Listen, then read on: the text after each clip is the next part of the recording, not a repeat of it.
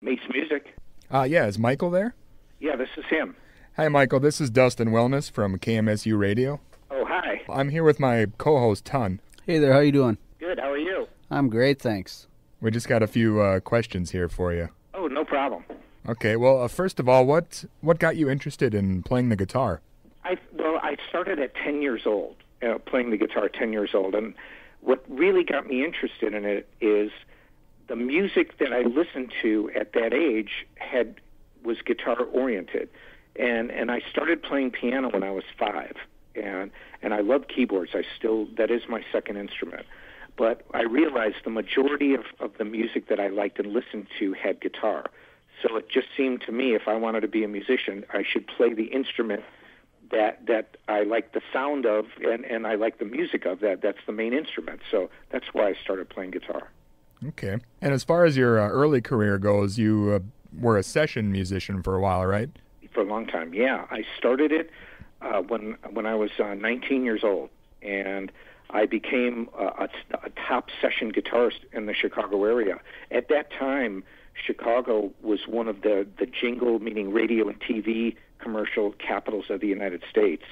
And I mean, even up until a few years ago or a year ago, they had Oprah, but back then they had Phil Donahue and Jenny Jones show and just all these different shows that came out of Chicago, and a lot of the TV commercials, the music and radio. I used to do industrial films. I mean, it was a lot. I was working all the time. It was great. So how did you kind of progress from the session work into kind of forming Nitro and meeting Jim? Well, that was a long. I moved to Los Angeles about a year after I graduated college, and during that time at school is when I used to do a lot of the session work, and I mean I was just busy all the time, and when I went to L.A., I completely stopped. I said, I'm either going to be a session guitar player and a guitar teacher, or I'm going to be a rock star. And I said, that's it. And so I literally moved, and it took about, I'd say, 4 years. And then I met Jim, and then I had been signed to a band on a major label before Nitro. We were a Chicago band called Holland on Atlantic Records, but we had all met in California. We were all from the Chicago area, but we had all met in L.A. We were all living in L.A. at the same time, and we released one album on Atlantic, and then the band broke up, and then I started my own band, and that's where I met Jim, and then Nitro formed. And as far as the early days when you were in Nitro and you guys did the OFR album, was that like immediately were you guys thrust onto the scene because of all the different kind of stuff that you guys had going on as far as the guitar work and the voice and all that? It was yeah. I mean, to be honest, I had my own band with a great lead singer, and he was the same age as Jim. And they were both 20 years old at the time, and so it was. But Jim had his vocal lessons out, and he was getting really well known in the LA area, and I was a headlining local person in the LA area with this double guitar, and labels kept telling us. And especially me, I would showcase my band, the Michelangelo band, for Atlantic, and they kept saying, man, if you got together with Jim Gillette, that would be something. And so Jim and I talked. We were very compatible writing wise. We wrote a lot of songs. We probably have 50 or 60 other songs that we recorded that no one's ever heard, and probably never see the light of day unless we release them as demos. But we got signed immediately. I mean, immediately. Yeah. It was great. So it was a no-brainer. I mean, it was kind of like the path of least resistance for both of us. So everybody kept saying, if you guys get together, you're going to really get a deal. And sure enough, we did, and we got a deal. It was immediate. We didn't even have a manager. And Jim and I walked into a label, and the president of the label was Rhino Entertainment. And back then they were worth $250 million. Just them alone, and they had all these reissues. They owned the Frank Zappa catalog, Roy Orbison, the Monkees. I mean, you name it. Todd Rundgren, and the president of the label literally said, "We like it." They offered us a record deal in one meeting, so it was cool. Wow. Yeah, pretty crazy. It was like a rock and roll dream. You couldn't have written a script better than that one. So then after that came like the Freight Train video. Mm-hmm. And then, like, how long were you guys doing all the, I don't know what word you'd say, but the gimmicky stuff, like shattering the wine glasses on stage, and like when did you come across the four-neck guitar and all this kind of thing? Well, it's all a product of the time. I mean, when you look at the time, this was 1989. It wasn't 88. It wasn't 87. Poison, and in that, it was way different then because, MTV was very powerful. Rock music dominated the airwaves. It was a completely different era. So we came in on the tail end of it. And if you look the best analogy I can give is you look at the first Skid Row album, everybody's got long hair. You look at the second Skid Row album, their hair's down to their waist. I mean, everything became more and more bigger. It became such excess, and the four-neck guitar happened in a funny way. We literally had a meeting with our record company. Steve Vai had done his Heart guitar, and I saw him literally the day before the David Lee Roth video was released. He didn't say a word about it, and so our record company was really mad at him, and they said that he ripped me off. They said, "You used two, he's got three. What can you do?" And I made a joke, and I said, "Well, what about four?" And they went, "4? We love it." and at the time, Wayne Charvel himself from Charvel Guitars was building my guitars. In fact, I just talked to him last week when I was in L.A. The guy's a genius. And so I'm really good at engineering and designing different instruments. And, I've got a patent on a string dampener. So I'm creative in other ways besides music. And so I asked our record company, I said, "Are you guys serious?" And they said, "Yeah." They paid for it. So I talked to Wayne, I designed it, and Wayne built it, and he built it through Gibson. I have the only Gibson four-neck guitar, and the only Gibson double guitar that's ever been made. Wow. But it was a great time. I mean, we were around like top-notch people, and if you had a wild idea like that, you could bring it to fruition. I don't think anybody but Wayne Charvel at the time could, maybe, but he was just so good with looking at something and figuring out how to make it work. But that's how it happened. And people still talk about it like today, till this day. Yeah. Yeah, I mean, it was definitely outrageous enough to live on. Yeah, and it was fun to play. I mean, people ask, well, why? It's so overkill. But my analogy is a very simple one that a lot of people don't get. Did Jimi Hendrix need to smash guitars? Does Kiss need to wear makeup? Did Jimmy Page need a violin bow and a theremin? And the answer to all of those is no. But so what? It's the show. It's a concert. And so for me, my double guitar and the quad are just extensions of people smashing guitars. It's in my mind, it's the same. It's my version of that. And I enjoy every moment of playing it on stage. I don't use them in the studio, but live, it's a great vehicle. Sure. Can I ask, did you have any specific tunings or anything on the different necks, or were they all the same? Or well, they've always been the same, and the reason for that is I've got enough to think about, and then it's because when you think of a piano, it's not playing two or four pianos. It is playing a piano that's right-handed, and the other neck of the guitar is truly left-handed. So think of a piano with every key reversed, and then play both of those at the same time. That's what this is like. And so could I use drop D tunings? Yes. Could I do that? But I like it symmetrical because it's easier for my brain to process playing two different things at the same time if the tuning's the same. If that makes sense. Yeah. We were actually just talking about that, how ridiculous it would be to try and keep all that straight in your head when you're playing it. Yeah, I just do it. It's like piano. I don't even think about it. I just play. So would you say that playing the piano really helped your playing style as far as the guitar goes? Oh, absolutely. And especially in a few months, the very first shred instructional video that I did in 1987 called a Starlix video, I got the rights to it from my company. It shows arpeggios for the first time. All these techniques that modern metal players use today are on this video. Even it was done before Paul Gilbert, before anybody, in the style. And one of the things that I showed even early on are arpeggios. And I always wanted to be able to play that on guitar because I could play them on piano. And so yeah, piano helped my guitar playing a lot. And then, I was one of the guys discovering these techniques. Now you can go on YouTube and just type my name in and the arpeggios come up. But it was really fun back then because no one taught me how to do it. I had to teach myself. I had to figure out a way to make that sound on a guitar that I could do on a piano. Yeah. Is that where the, would you call it the over-under technique, or the thing where you move your hand up and down? Is that where that came from? Well, it partly. I played over the neck when I was a kid, and I'm left-handed, so my left arm and my left hand is, my fretboard hand on a right-handed guitar is the strong hand. And when I played over the neck, it's a product of playing live.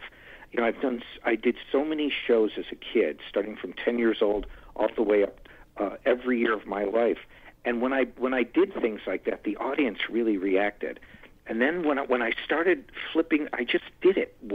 I can't even remember the exact day, but I was a kid, and I started moving my hand over and under, but it was much slower, but people reacted so positively to it that it's just kind of an evolution over the years. I've made it, wilder and been able to do more and more with it.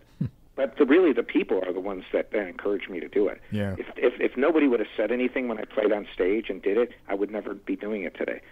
People would be like, "Dude, what is that wild thing you're doing, man? You're like over, under, over." That's where I got the name for it. But and I watched people like Richie Blackmore, and he never did it. People say, "Oh, he did it before you." He didn't. I know. I saw him, and I had second row. But what Richie Blackmore did was he helped me develop it, because I watched this one move he did, and all he did is put his hand over the neck and do this very overt move where his hand it was really flamboyant, but it wasn't playing over the neck. It was just like a move, and I realized that the over-under, that what I was missing was that flamboyant part of it to make it the gesture, the arm movement bigger and a bigger arc like Blackmore. And then, because he never did the over-under, he just played over the neck, and he really didn't even play anything. It's just more the look of it. And so that's what I worked on, the look of doing it, as well as the technique, and that's when people went, wow. That's how I got known in L.A. I mean, I walked on stage doing all this crazy stuff, and boom, immediately I was a headlining guitar player. It was great. So then, how did Nitro actually end up breaking up? What kind of happened with that? Well, you've got to look at the era, grunge, in a word, grunge, because Nirvana, all these bands, MTV refused to play our videos. We were, even though Jim was a younger singer, age-wise, than Eddie Vedder and Chris Cornell, of Soundgarden, and I love both those bands. I have nothing against the scene, or Seattle was one of my biggest areas to play in the 90s when I did my progressive instrumental guitar music, but we had no support from our record company, so there was nothing to do. They did one video for us. They pulled our tour support because there was no vehicle. The radio stopped playing LA hair metal. I've never seen it like that before. MTV had so much power at the time. They said, we will not play hair metal band videos. That's it. Over. And that was it. It was over. And then in the meantime, I got an offer to do guitar clinics and to go solo. And I mean, literally, Nitro's last show was like in October. By January, I was at the NAMM show, and I was a week later, I was headed to England doing solo stuff. I've never stopped touring. Just goes on and on and on and on and on. Wow. So are you still on good terms with Jim, or is there any chance? Oh, yeah, we're really good friends. I'm surprised we're talking so much about Nitro. I didn't know that. I'm not. I don't like to live in the past, to be honest. Right. But I'm really good friends with him. In fact, we speak all the time. Yeah, he's a great guy. He's one of I consider him like family. And we never argued. He's not like, we're not, I mean, he's super tough. I mean, he's a black belt in Gracie Jiu-Jitsu and mixed martial arts, and Yeah. I mean, he was tough back then. And but he's not an argumentative person, and neither am I. I mean, we always got along great. We had more problems with our road crew and our hired sidemen than Jim and I ever had. We're like family, seriously. Yeah. I'm real close to him. So do you think there'd be any chance that you guys would play again, or? Well, if somebody wanted to offer us millions of dollars, I'm sure we would both entertain it. But he's happy doing what he's doing. He's extremely wealthy, and he's done really well in his business ventures. And my career's going great. I mean, I just won a Reader's Choice Award in Guitar World magazine. Just like literally, the magazine came out yesterday. Almost 500,000 people voted for the fastest guitarist of all time, and I got number one. Wow, yeah. And I mean, Sinister Gates from Avenged Sevenfold, a lot of young bands were on there, and of course they put the token, Jimi Hendrix and Jimmy Page, who are obviously nowhere near as fast as other guitar players, but I was honored, and it's not about being the fastest. It never was. It's just it's a Reader's Choice Award, the readers vote. And then I think that was really cool. Yeah, that is very cool. And even back in the old days with Nitro, they billed me as the fastest. I never said I was the fastest. I like to play fast.